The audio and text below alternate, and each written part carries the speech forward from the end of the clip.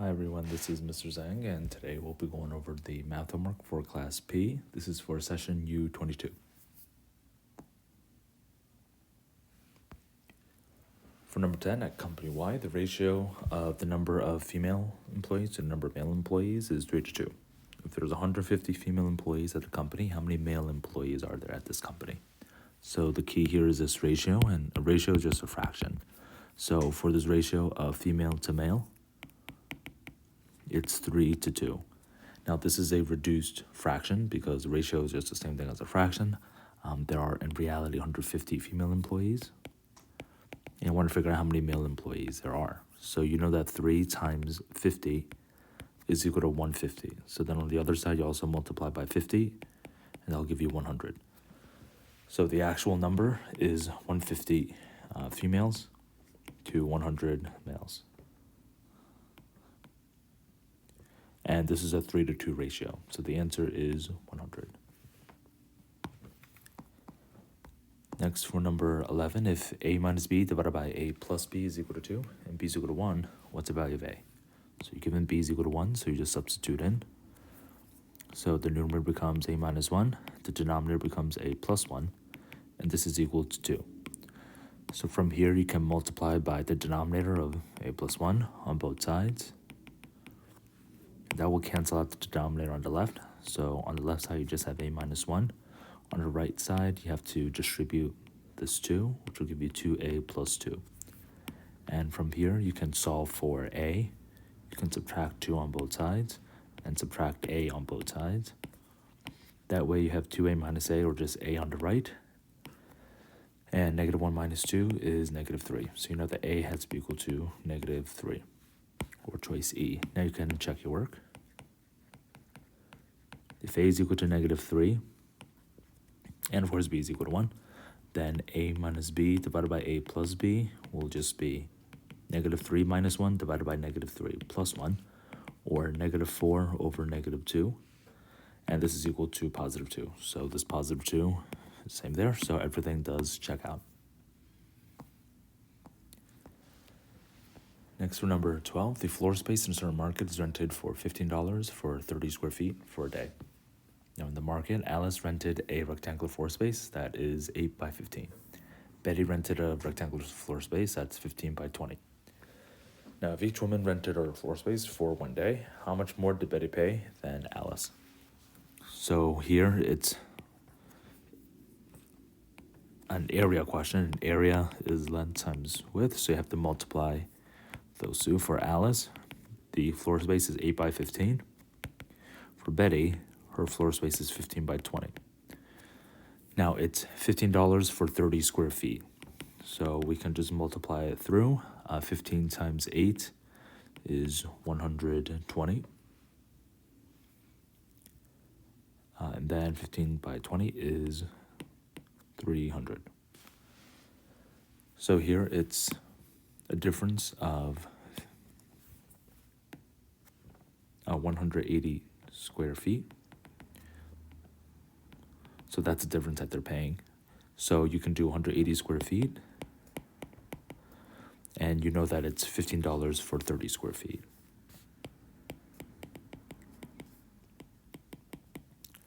So here, 30 times 6 is 180. So you also have to multiply by 6 on the right side, and that will be a difference of $90, or choice D. Next, for number 13, a business owner obtained a $6,000 loan at a simple annual interest rate of R% in order to purchase a computer. After 1 year, the owner made a single payment of $6,840 to repay the loan, including the interest. What is R?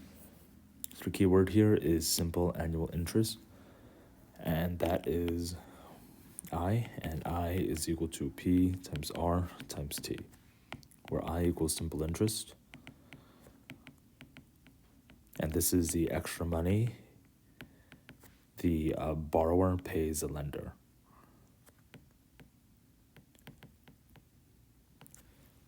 P is the principal amount, which is equal to starting money. R is the interest rate, And this is always a percentage or a decimal. So you want to turn this into a decimal in general. And t is time, and this time is in years. So you just substitute in these variables, and $6,000 loan, that's P. 1 year, that's T, so that's equal to 1. And then you're given the single payment to repay the loan, including the interest. So this is, it includes the original. And the original was 6,000. So you have to subtract 6,840 minus 6,000 to figure out that the interest is equal to $840. So we have I, we have T, and we also have P.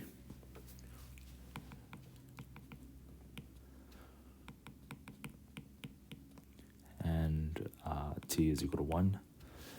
So we just have to find R. Now, if I is equal to PRT, R is equal to I divided by PT. So the rate will be the interest, or $840, divided by the principal, which is 6,000, times 1. And here you have 84 divided by 600, which you can simplify if you divide by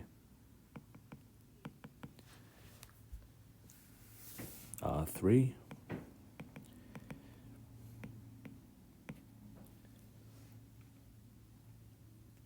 Actually, if you divide by 6, it'll probably be better, because you get directly out of 100. You get 14 out of 100, and 14 out of 100 is equal to 0.14, or 14%. So you want the value of R as a percent, so that's going to be choice D, 14%. Again, for this question, you use I equals PRT. I is the simple interest, P is the principal, R is the interest rate, and T is the time. And you have the units there. The tricky part here is to subtract this 6,840 minus the original to get just the interest rate, the interest paid.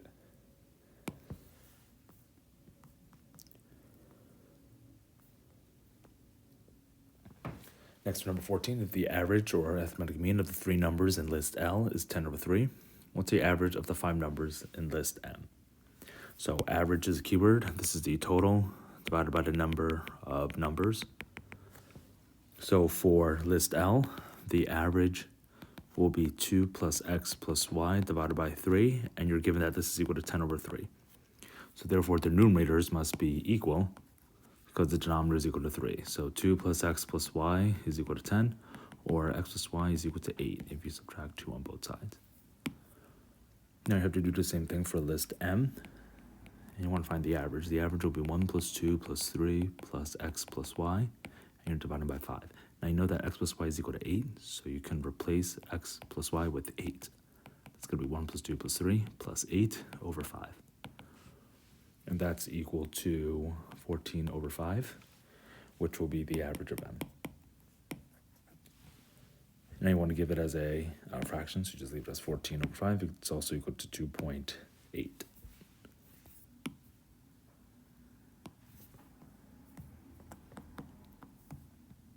So for the next ones, you have to select all that apply.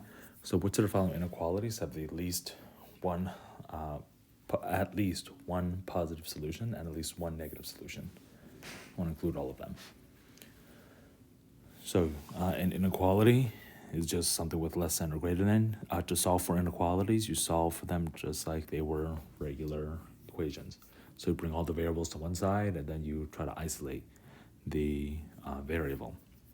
So for A, there's a coefficient of 1 on the right, so that means that you want to subtract 1x on both sides.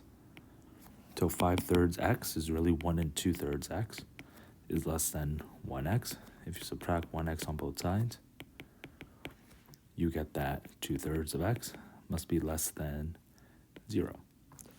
And here, this means that x must be negative. So you could just multiply by 3/2. And when you do so, 0 times 3/2 is 0, so x has to be negative.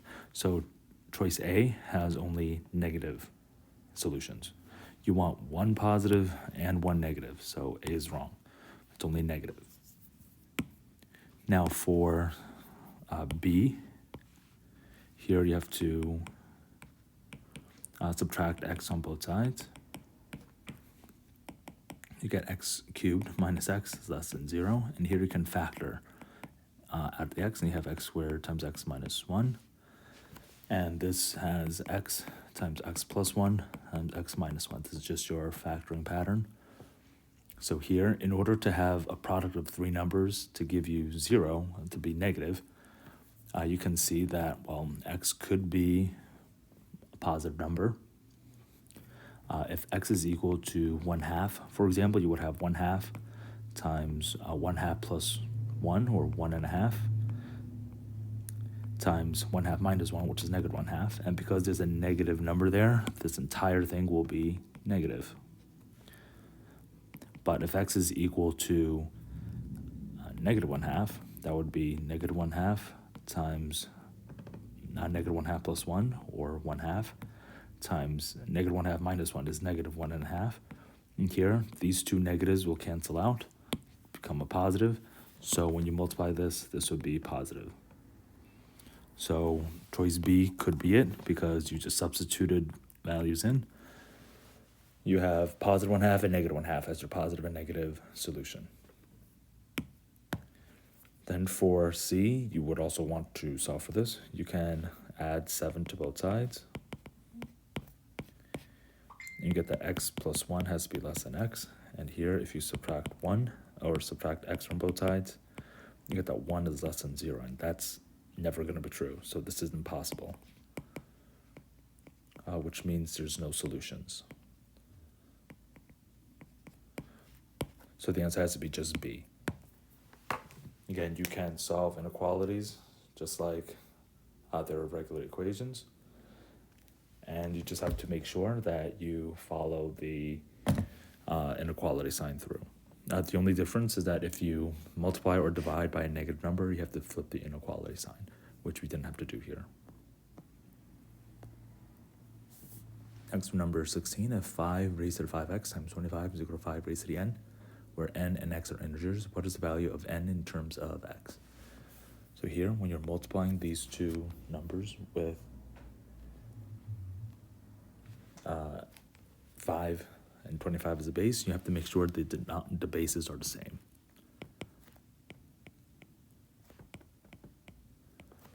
So for the same basis, you can rewrite 25 as 5 squared. So that means that you have 5 raised to the 5x times 5 squared is equal to 5 to the n power. And here you can use the law of exponent that states 5, or b rather, to the a times b to the c is equal to b to the a plus c. When you multiply exponents with the same base, you want to add the exponents. So you'll be adding here 5 raised to the 5x plus 2 is equal to 5 to the n. And this means that the numerators, 5x plus 2, has to be equal to n, and that's choice B. So this is n in terms of x. Here is a summary for this page.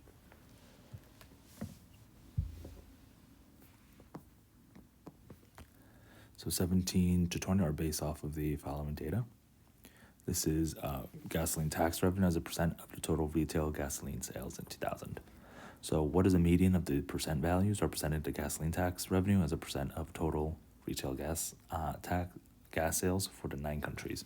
So the keyword here is median. And median just means the middle number after sorting from smallest to biggest, or biggest to smallest. So here, if you sort the numbers, the smallest is 24.1, then it's 56.9. Let me write this vertically. Then it's, I missed the 40. Then it's 56.9. Then it's 62.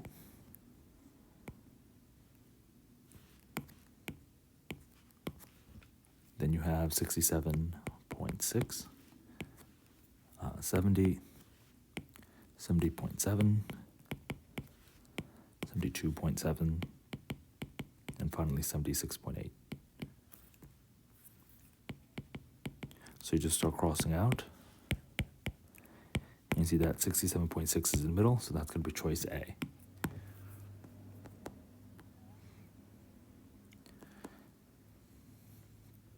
Now for the following question, select all that apply.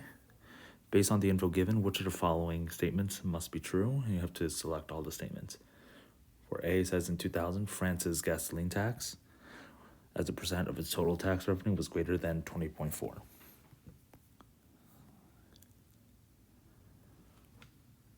So for France, you have 72.6.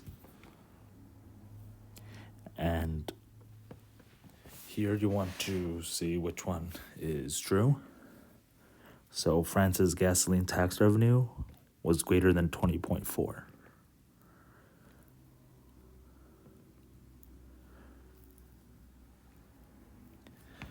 So here for France in 2000, it was 72.7. So that means that for France, the gas tax revenue as a percent of the total was 72.7.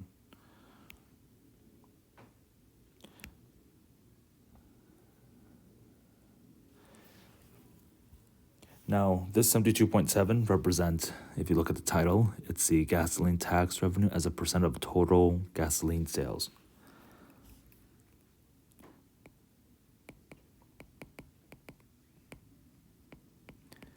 And this statement in A says that this tax revenue as a percent of its total tax revenue, we don't know the total tax revenue, so A is wrong. So you got to be careful here.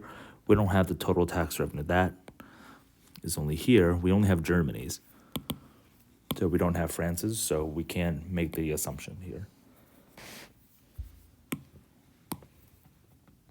Then for B, in 2000, the price per gallon of gasoline was greater in Norway than it was in Spain. Again, the price per gallon of gas, we don't know because we have this gasoline tax revenue out of the total. We don't know how much a gallon of gas costs in Norway versus Spain. So that both of this info is not in the charts. Now for C, in 2000, Germany's gasoline tax revenue was more than 3 times its tobacco tax revenue. This comes from this graph here, which is a distribution of the total tax revenue, which is what we have here. So for gasoline, it's 20.4, and the tobacco was 5.6. And if you do 5.6 times 3, that's 16.8. 20.4 is greater than 16.8. So we know that this has to be true. So the answer is going to be choice C only. So got to be careful here because there's some information that is not given from the chart, so you can't make the assumption. Next, for number 19, in 2000, the amount of Germany's gas tax revenue was approximately 1% less than the amount of its income tax revenue. So percent less means percent change, and percent change means new minus old divided by old times 100%.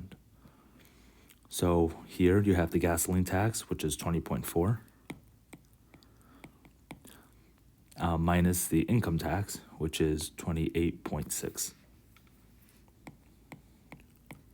And the original is 28.6.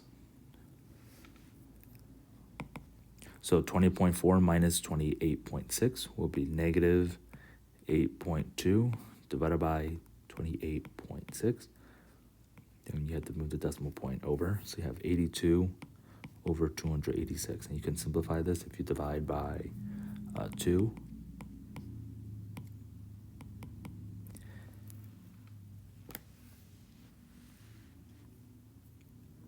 And this is going to be something you multiply by 100%.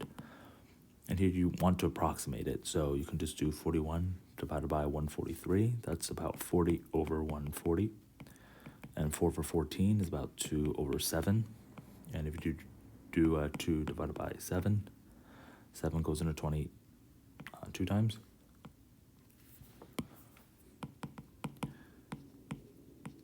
And then 7 goes into 60 8 times. So it's going to be about 28%. And that's close to choice C, 30%. So here the formula you have to use is new minus old divided by old times 100%. And in this case, the new is the gas tax, subtract the income, divided by the income.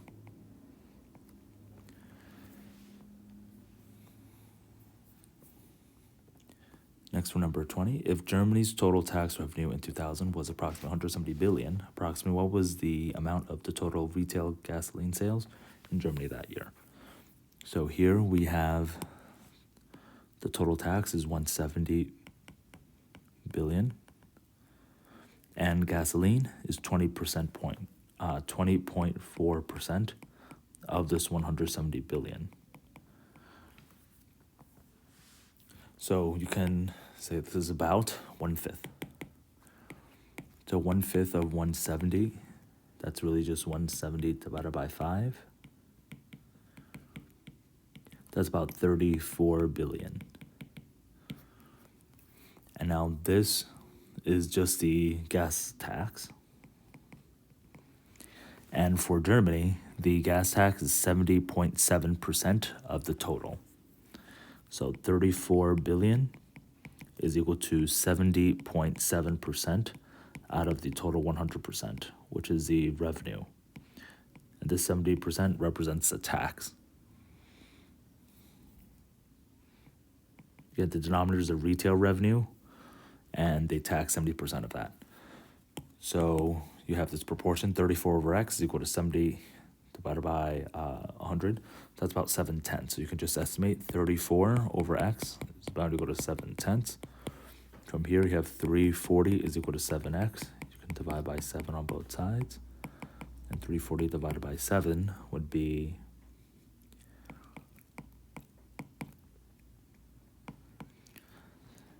about 48 billion.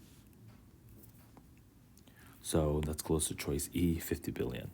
So essentially they sold in Germany, there was about 48 billion of sales.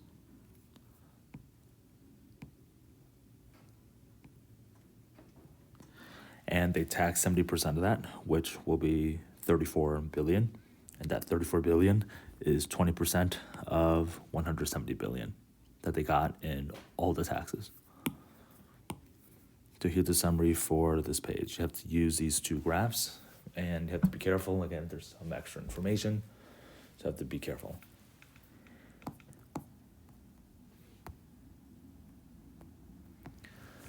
Next, for number 21, of the 180 judges appointed by a certain president, 30% were women, 25% were from minority groups, and if 1/9 of the women appointed were from minority groups, how many of the judges appointed were neither women nor from minority groups?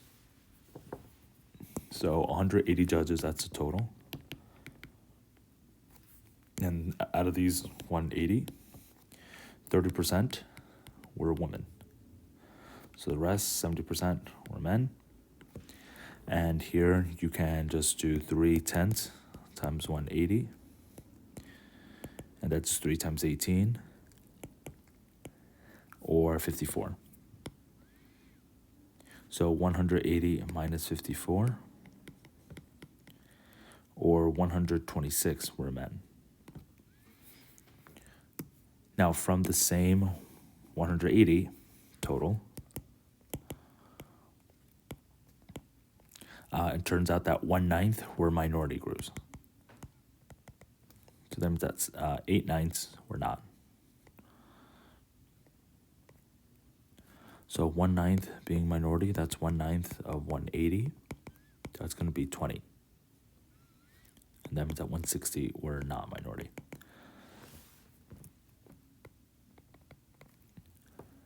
So here, if 25% were minority. Let's fix that. So it's 25% and then 75%. So 25% is 1/4 of 180. So go to 45. That means that 135 are not minority. Now 1/9 of the women appointed were from minority groups. So this information, you take 1/9 of this 54 women. So that's going to be 54 divided by 9, or 6 minority women. So you want to know how many of the judges were neither women nor from minority groups. Well, the ones that weren't women are these 126 men. And you also want the ones that are not from minority groups.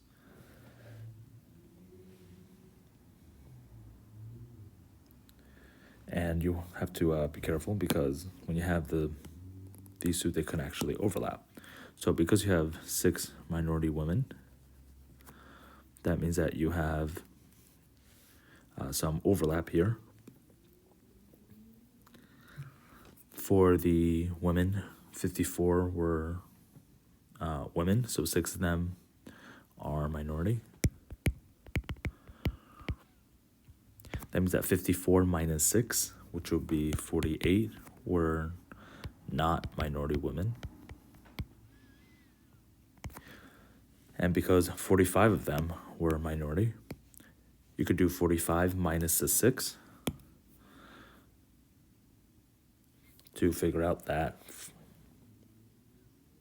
39 of them were minority men,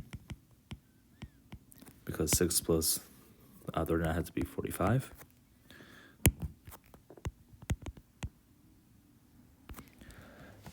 So once you know that 39 were minority men, then you can calculate the rest of them. So the ones who are men and not minority would be 126.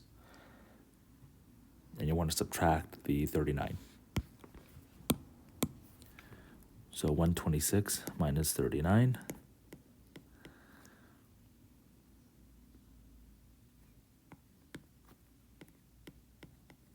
That would be 87. So there will be 87 not minority men. And here, 39 plus 87 must be 126. So here, you want the ones that are not women nor from minority groups. So that's men that is not minority. So that's just the 87 here. So you have to be careful. Here, if you double check, you can add 6, 48, 39, and 87. And you can use this to check your work. 8 plus 7 is 15. 6 and 9 is 15. And then 3, and 4 is 10. Plus the 8 is 180. So everything does check out. This is the 180 judges. And you break it down into these 4 categories. Next, for 22, if an integer is divisible by both 8 and 15, then the integer must also be divisible by which of the following. So a number that's divisible by 8 and 15, if you do a prime factorization of 8, that's 2 times 2 times 2. For 15, you have 3 and 5.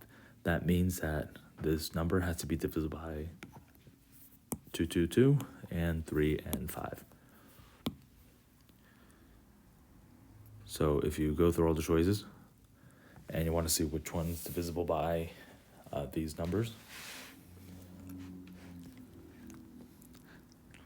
you can also find the lowest common multiple of 8 and 15. And that would just be, they don't have any common factors. So 8 times 15 will be 120. So that means that the answer has to be also to be divisible by, has to be a factor of 120. And in this case, only 24 is the factor of 120. 24 is 2 times 12, both of which are found in 120. This is 60 with 2. This is 12 and 5. And this 2, and this 12 is here. So you have these factors, the 2 and this 12.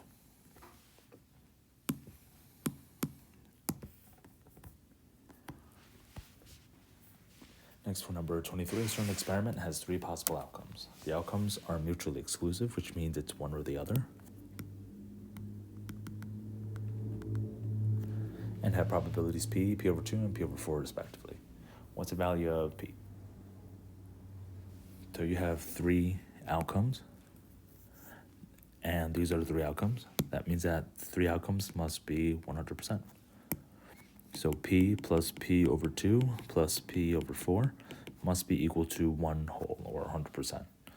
So here you want to do the LCD, which is equal to 4. So this is 4 over 4p plus 2 over 4p plus p over 4, or 1/4 p, is equal to 1. So you add the numerators, that's 4, 5, 6, 7p over 4 equal to 1. And here, if you multiply both sides by the reciprocal, 4/7,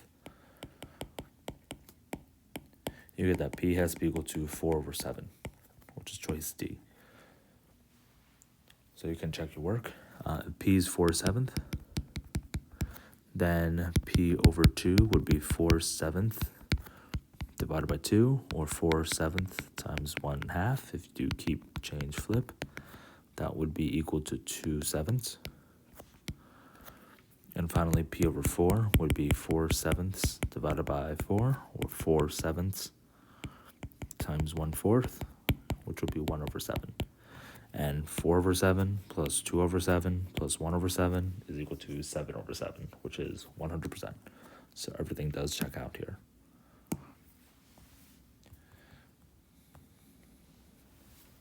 So for this one, you have to select all the choices that apply. For number 24, in triangle ABC, the measures of angle B is 90 degrees, and the length of side AB is 4, length of side BC is x, and if the hypotenuse is between 4 and 8, which of the following could be the value of x?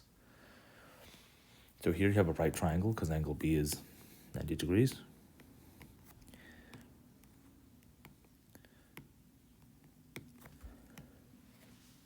So here the hypotenuse is AC. This is, we can call that H, and this H is between 4 and 8. AB is 4, and BC is x. And the hypotenuse is between 4 and 8. So here you know that 4 squared plus x squared is equal to h squared. So you have 16 plus x squared is equal to h squared. Now, h can be between 4 and 8, so you can maximize it and minimize it. The maximum will just be 8 squared. The minimum will be 4 squared. You just want to solve for both. So for 24, 16 plus x squared, that's equal to 4 squared, that's equal to 16. So x would be equal to 0. That means that the minimum for x would be 0. So x has to be greater than 0. Now for the maximum here, 8 squared is 64. So 16 plus x squared is equal to 64. If you subtract 16 from both sides, you get 48, and x is equal to square root of 48. The square root of 48 is between the square root of 36 and the square root of 49. So this would be about 6.9, because it's much closer to 49.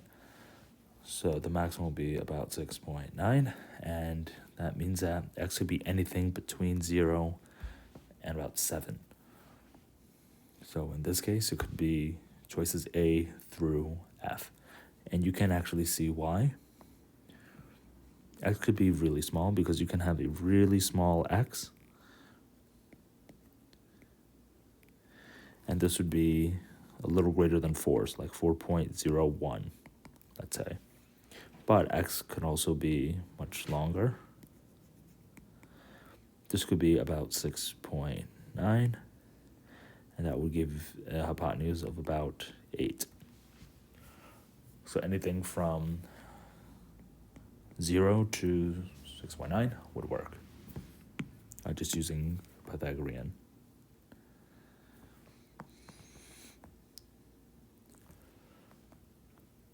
Next, for 25, each month, a certain manufacturing company's total expenses are equal to the fixed monthly expense plus the variable expense that is proportional to the number of units produced by the company during that month.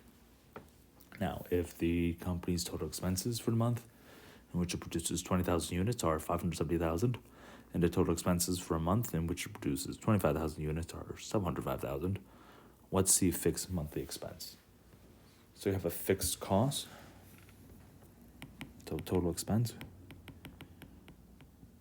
is equal to the fixed expense, which means it stayed the same, plus a variable expense, which changes depending on how much stuff you make. So here for the first month, if it's 570,000 is equal to the fixed expense, we can call that F, plus the variable cost if it makes 20,000 units. So you take 20,000 units times some number, which we can call M, which essentially is the slope. That will be added to F, the y-intercept, and that will be equal to 570,000.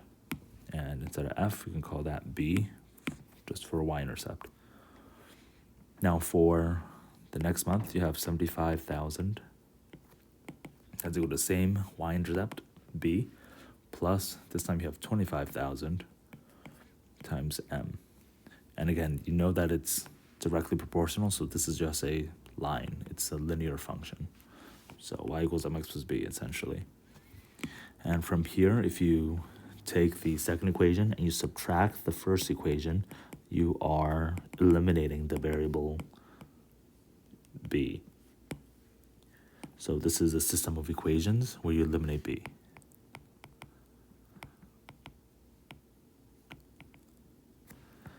And you'll have 135,000 is equal to 5,000 M. So if you divide by 5,000, the 3 zeros cancel out, and this would be, this slope would be 27. So it costs about $27 to make a unit. Now, once you have this 27, you want to find the fixed monthly expense, aka the y-intercept. There. So you have to substitute back in. So for the first expression, 570,000 is equal to b plus 20,000. This time you know m is 27, so it costs $27 to make a unit. So if you're making 20,000 units, this will cost 540,000 plus b is equal to 570,000. And to solve for b, you can subtract 540,000 from both sides. And you get that b is equal to 30,000. So it costs $30,000 a month just to be in this factory or to pay the rent or something. So this is the fixed cost. So you actually can create the equation. The expense, or y, is equal to 27 times the number of units that you make. It's $27 to make a unit, and you want to add 30,000. And that will give you how much it'll cost to make these items in a month. So here is the summary for this page.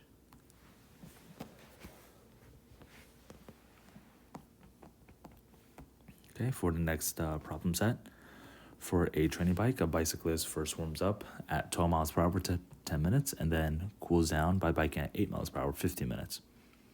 In between the warm-up and cool down, he bikes an average of 24 miles per hour. In a 2-hour training ride, how many total miles does he bike? So here we have just distance equals rate times time. That's the form that we'll have to use.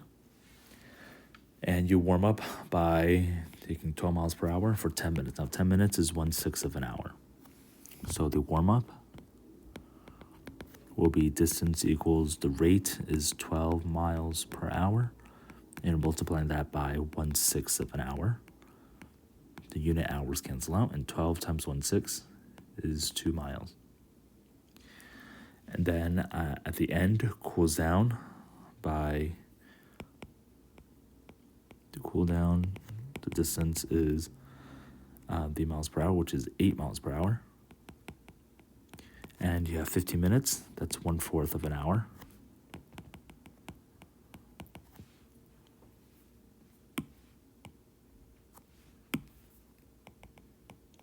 And 1/4 times 8 is equal to 2 miles again.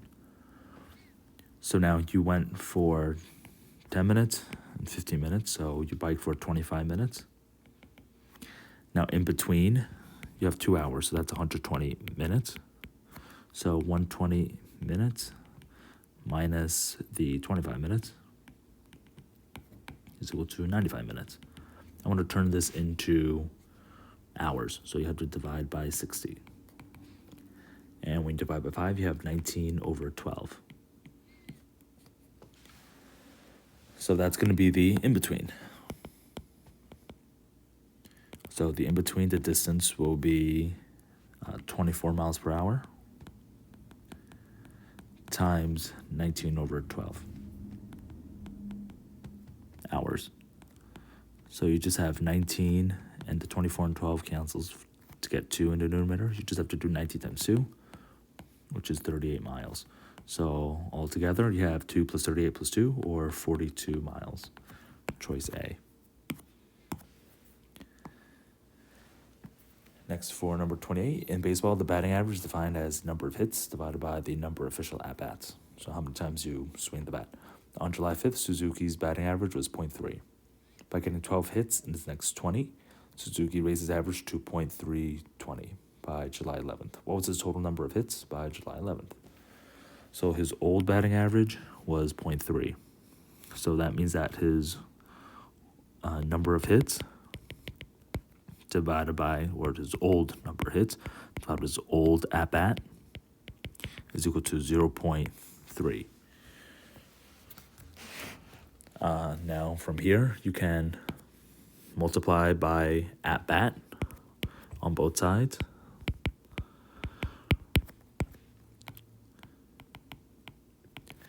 And you have the number of hits is equal to 0.3 times his at-bat. Now he's going to get 12 hits at his next 20. So that means that the numerator, which is the number of hits, the old number of hits, if you add 12, then you divide by the old at-bats.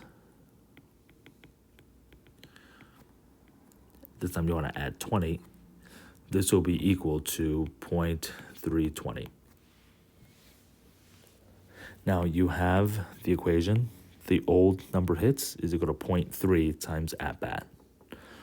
So here, old number of hits will be 0.3 at-bat. So we can just use x to represent the at-bat. So that will be 0.3x plus 12 divided by the old at-bat, which is x plus 20, and this is equal to 0.320. So if you multiply by x plus 20 on both sides, you get that 0.3x plus 12 is equal to 0.320 times x plus 20. And you have to distribute this, which will be 0.320x, and you have to multiply 20 by 0.32, which will be 6.4.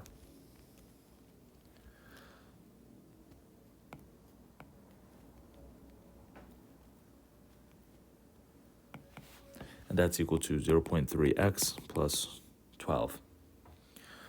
So here, this is your equation. You can solve for this by subtracting 0.3x on both sides. And you get 0.02x. And if you subtract 6.4 on both sides,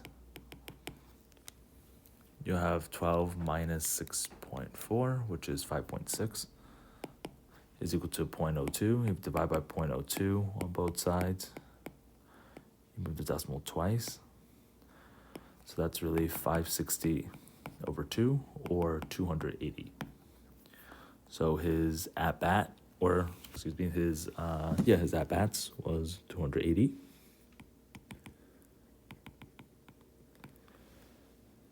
Now, his number of hits will be 0.3 times this.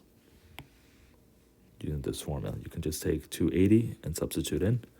So if you multiply this by 0.3, so 280 times 0.3 is 84. So that means that he had 84 hits. But he's going to have 12 more hits. So 84 plus 12 is now 96. Choice D.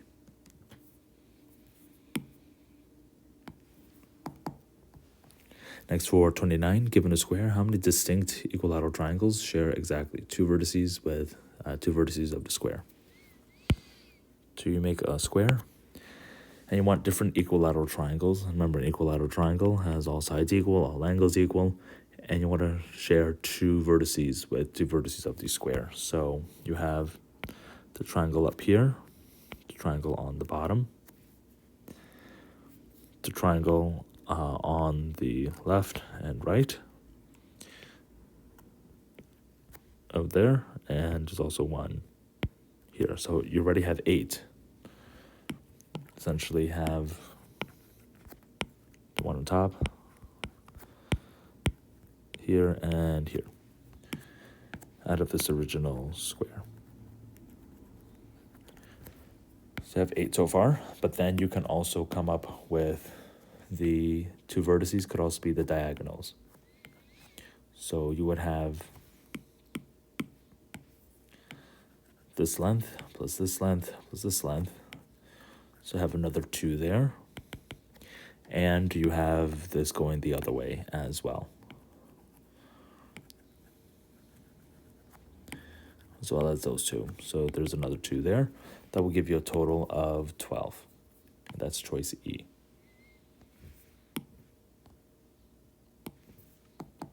Next, for number 30, an 8-foot cylindrical log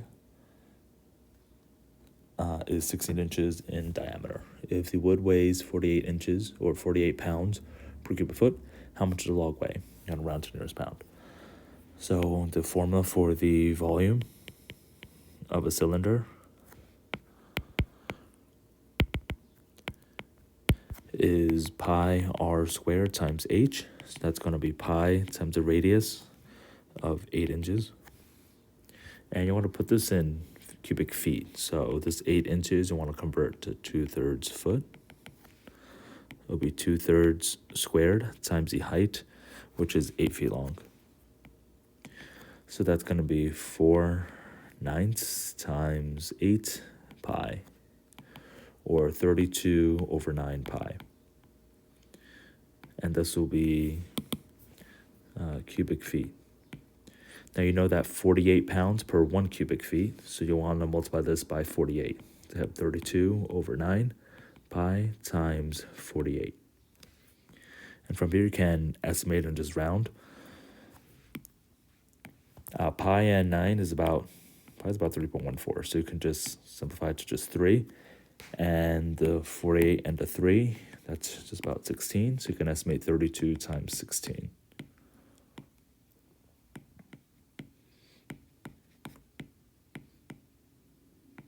You get about 512, and choice D is the closest to 512, so that's going to be your best answer.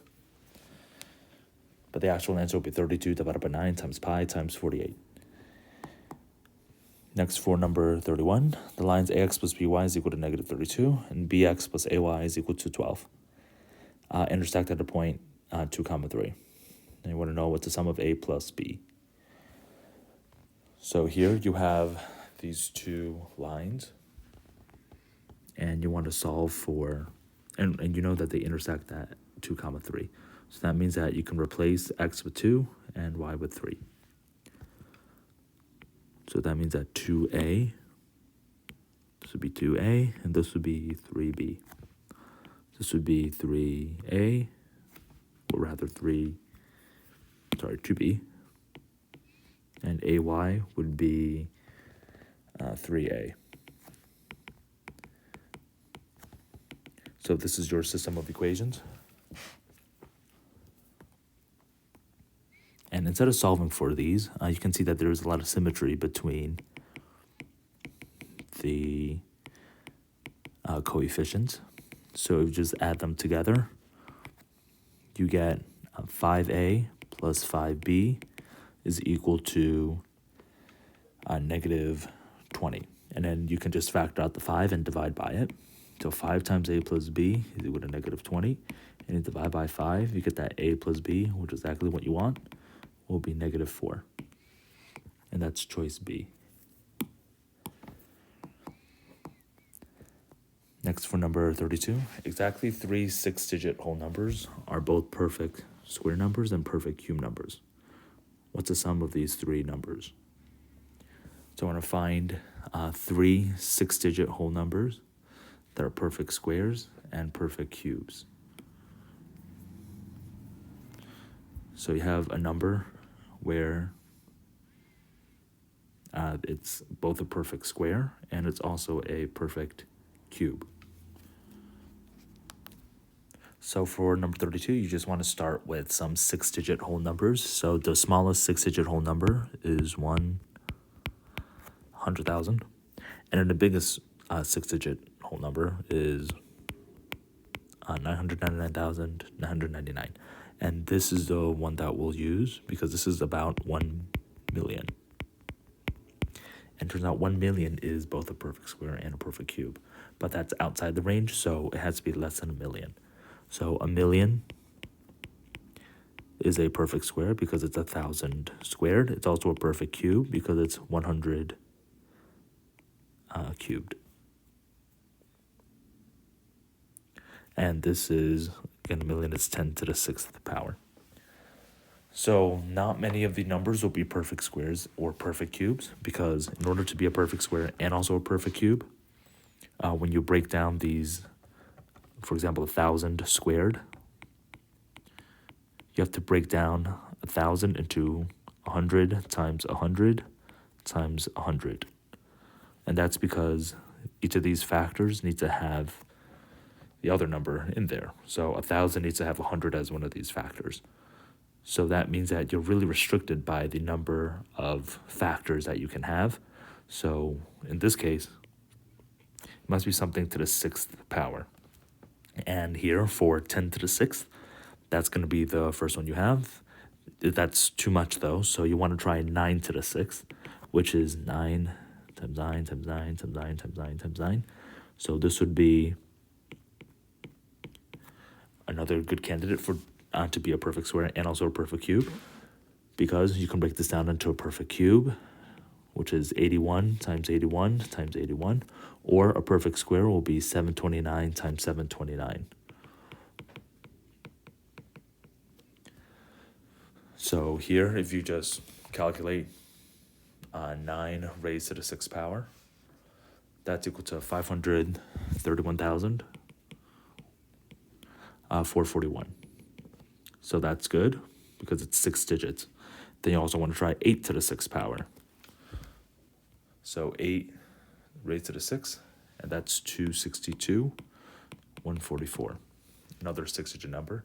And then you want to try 7 to the 6th. And that's 117,649. And these should be the only three. If you try 6 raised to the 6th power, that's only 46,000. So that's not going to be enough. So you'll want to add these three numbers up. So when you add 531,441 plus 262,144 plus 117,649, you get 911,234. And that's choice B. So here the key to number 32 is to figure out you need to be a power of 6 in order to be a perfect square and a perfect cube. Using 1 million as a prime number, as a great candidate. You see that 1 million is a perfect square and a perfect cube because it's 10 raised to the 6th power.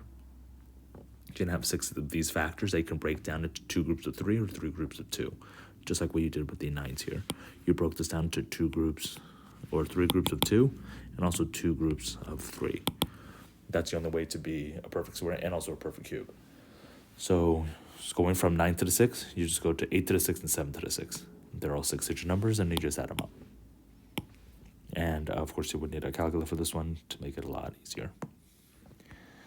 All right, next for number 33, which you also need a calculator for. The inequality 2 raised to the x is greater than x raised to the 5th is true for all x is greater than or equal to n, where n is some natural number. What is the smallest value of n for which this is true? So you need a calculator for this, because if you have an exponential function and this x to the 5th, there's no way for you to bring the x down on both of these sides. So you just need to substitute in. Here you want to start with the smallest value for n, and it needs to be a natural number. A natural number is 1, 2, 3, etc. It's also called a counting number. So 0 doesn't count. You don't start with 0 when you count. Start with 1. So you want to try 2 first. So you try 2 squared to see if that's bigger than 2 to the 5th. Of course, that's false, so that's not right. You try 16, which would be 2 to the 16 versus 16 to the 5th. So if you plug this into the calculator, 2 raised to the 16th power is 65,536. And then when you do 16 raised to the 5th, that's more than 1 million. So that's going to be wrong. Then try the same thing with 23. To have 2 raised to the 23, to see if that's greater than 23 raised to the 5th. So 2 raised to the 23 is 8,388,608. Want to see if that's bigger than 23 raised to the 5th. And it is. 23 raised to the 5th is only 6,436,343. So D would be true. You can also test it out to plug in 22. And when you plug in 22, it should be false on the calculator.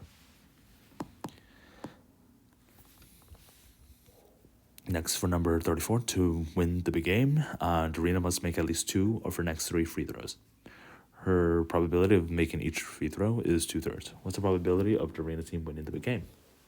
So at least 2 out of 3 means that she can get 2 free throws, or she can make all 3 of them. So if she makes 2 of them out of the 3, that means that she can make, or she can, the first 2 she can make it in, and then the last one she'll miss.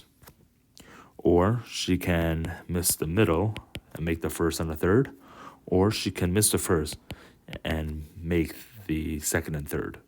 So each of these are probabilities that we have to multiply by, and then we have to add it up. So if she makes the first 2, the probability is 2/3 each. So it's 2/3 times 2/3, and the chance of her missing is, of course, 1/3. Now for the middle one, it's 2/3 times 1/3 times 2/3. And for the last one, if she misses the first, that's 1/3. If she makes the next 2, that's 2/3 times 2/3. So if you multiply through, the numerator is all equal to 4, the denominator is equal to 27. And if you add it up, probability here is 4 plus 4 plus 4, or 12 over 27. Now there is the last one, she makes 3 out of 3. So that would be 2/3 times 2/3 times 2/3. So in this case, that would be 8 out of 27. And you have to add this to this 12, which will give you a total of 20 over 27. That's a chance that she will actually win for her team. Choice E.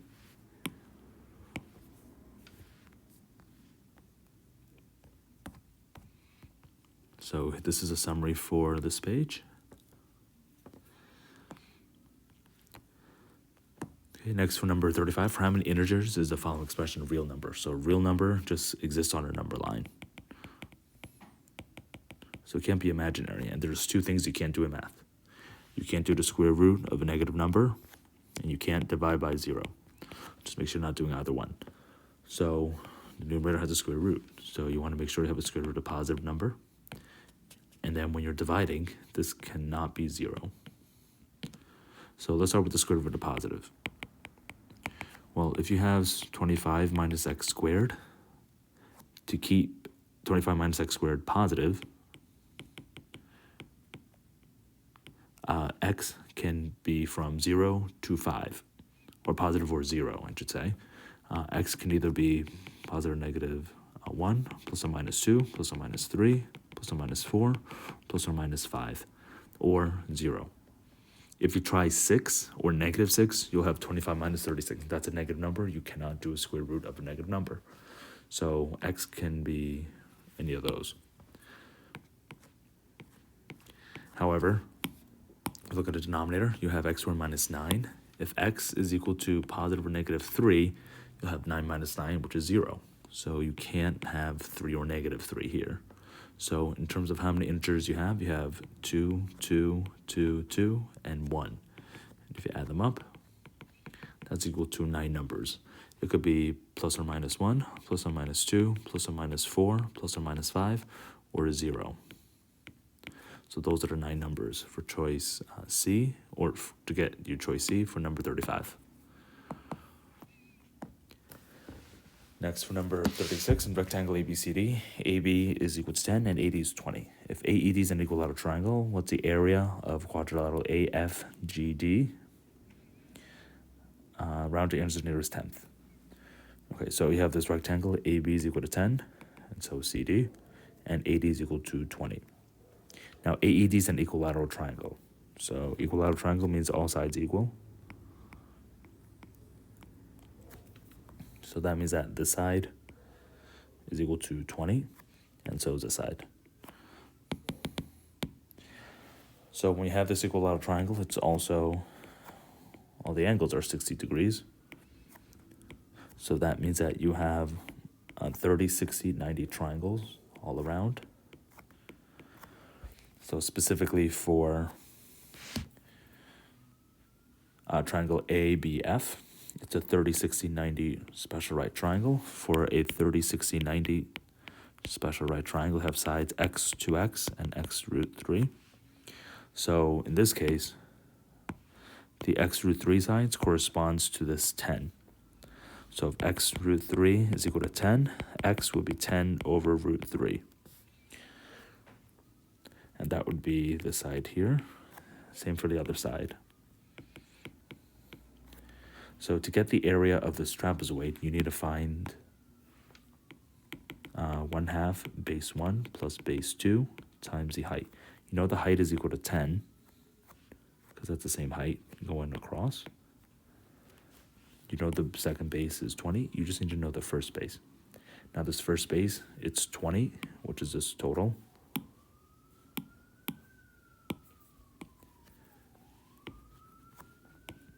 It's going to be 20 minus 10 over root 3, which is this piece, minus another 10 over root 3, which is the other piece. So you'll need to use a calculator here. 10 divided by the square root of 3 is equal to 5.77. That's about 20 minus 5.77 minus another 5.77. So that's going to leave the base 1 to be about 8.45. So the area will be 1/2 base 1, which is 8.45, plus base 2, which is 20, times 10. 10 and 1/2 cancels to give you 5. So 8.45 plus 20 multiplied by 5.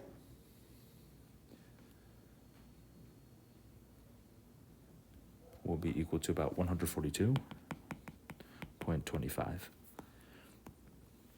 And that's choice A, which is the closest to that. So again, the key here was to use a special right triangle, that's 30, 60, 90, to solve for the sides, and then using the area of a trapezoid, specifically the bases, the average of the bases. Next, for 37, while hiking the Peralta Trail to Wheeler's Needle and back, Rick spent 60% of his time walking uphill, and then 40% of his time returning by the same trail, so walking downhill. if he averaged 2 miles per hour uphill, what's his average speed for the round trip? So here he spent 60% of his time walking uphill, and then 40% of his time returning by the same trail. Now, it's easier to walk uphill, more difficult to walk uphill. So in this case, if he spent 60% of his time walking uphill, we don't know how long it took him because we don't know how tall this hill is. So here we can just kind of assume that, let's say it took him 1 hour to walk uphill.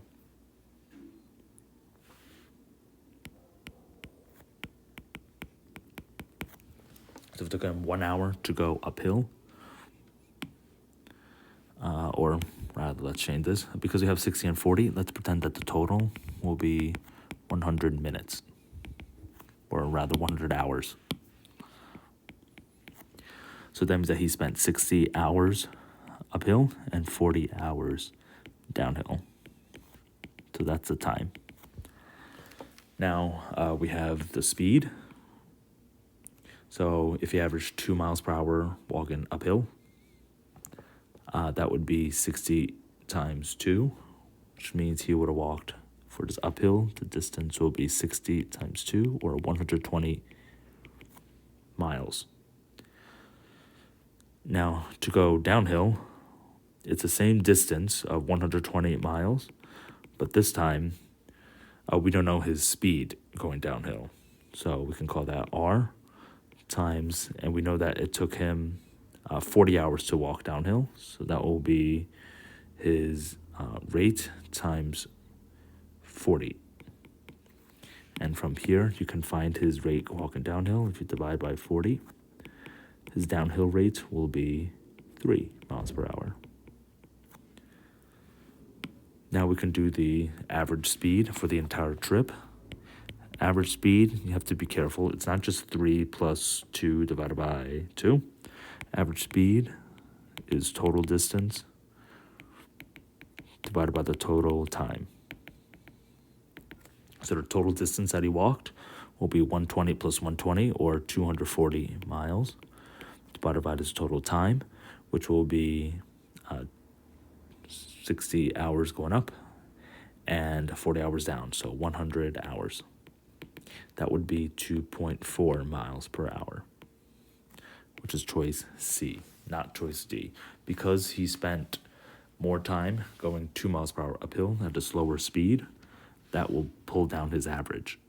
So this is also a weighted average. You can just do 60% of 2 miles per hour walking uphill plus 40% of the 3 miles per hour walking downhill. And that will give you the same 2.4. So you have to be careful here. For the average speed, it's total distance over total time. We use a nice number because we have percentages. We just assumed 100 hours. It really doesn't matter how long he's walking. The average will always be the same because you're walking through the same path. Next, for 38, it's 5x7 grid of unit squares. What's the total number of both 2x3 rectangles and 3x2 rectangles? So here, you want to count 2x3 rectangles. So that's this rectangle here. And for the first 2 rows, you have this rectangle plus this rectangle.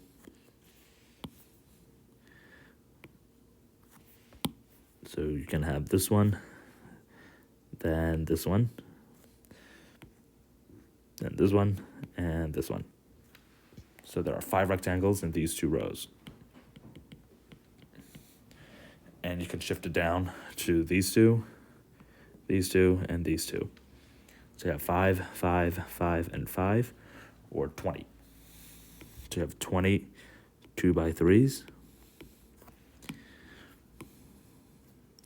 And then you can go to the 3x2s, which will look like this. So there's 1, 2,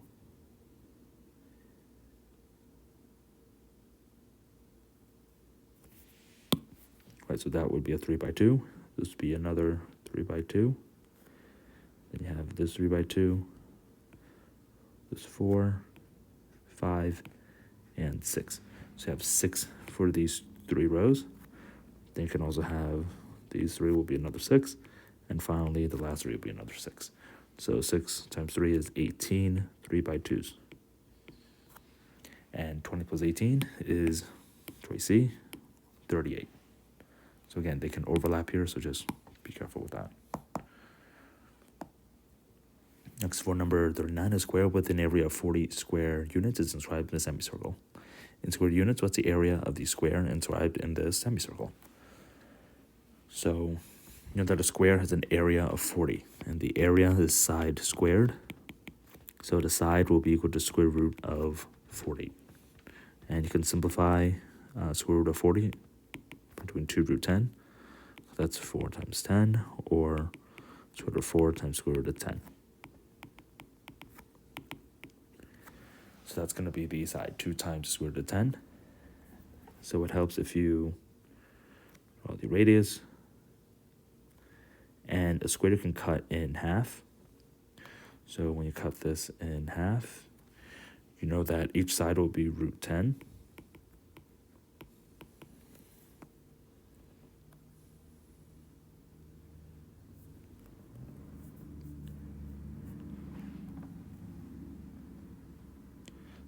So here, you want to find the radius. Well, specifically, you want to find the area of the square inscribed in the circle. So that's going to be this larger square that you have to draw. So you'll need the radius, or at least a diagonal for that, because if you have a square inscribed in a larger circle, the diameter is equal to the diagonal of the square. So you have to find the radius and then the diameter eventually. So for this square inscribed in the semicircle, we know that it has side of 2 root 10. And we can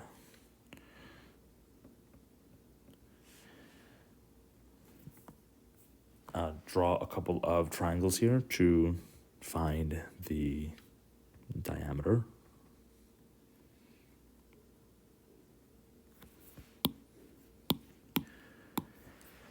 So to try to find this diameter, or this radius rather, you can draw a couple of lines so that you can make a couple of these triangles.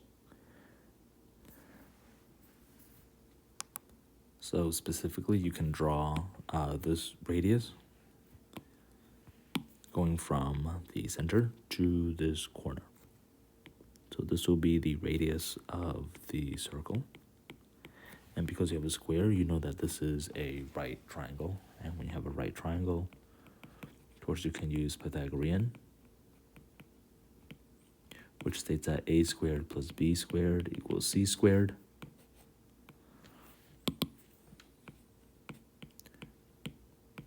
So in this case, you have root 10 plus root 10 whole squared plus 2 root 10 squared is equal to c squared. Root 10 squared is 10. 2 root 10 squared is 2 root 10 times 2 root 10. And that's 4 times 10. That's equal to c squared. And 4 times 10 is 40. So you have 10 plus 40 is equal to c squared. So that means that 50 is c squared. C is the square root of 50. So that's c radius.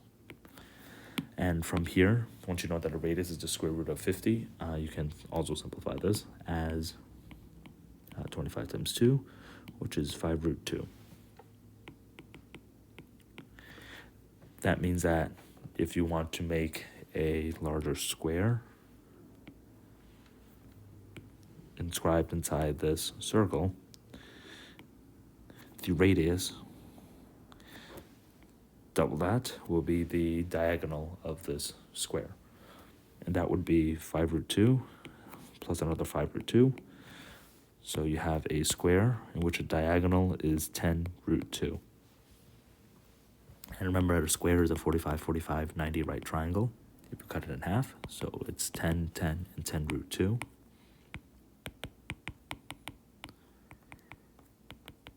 So that means that the side of the square is 10, which means that the area of the square has to be 10 by 10 or 100. And that's choice B. So for 39, you want to use a right triangle and Pythagorean to find the radius of the circle, which then you can use to find the diameter of the circle, which will also be the diagonal of the square, which is a 45, 45, 90.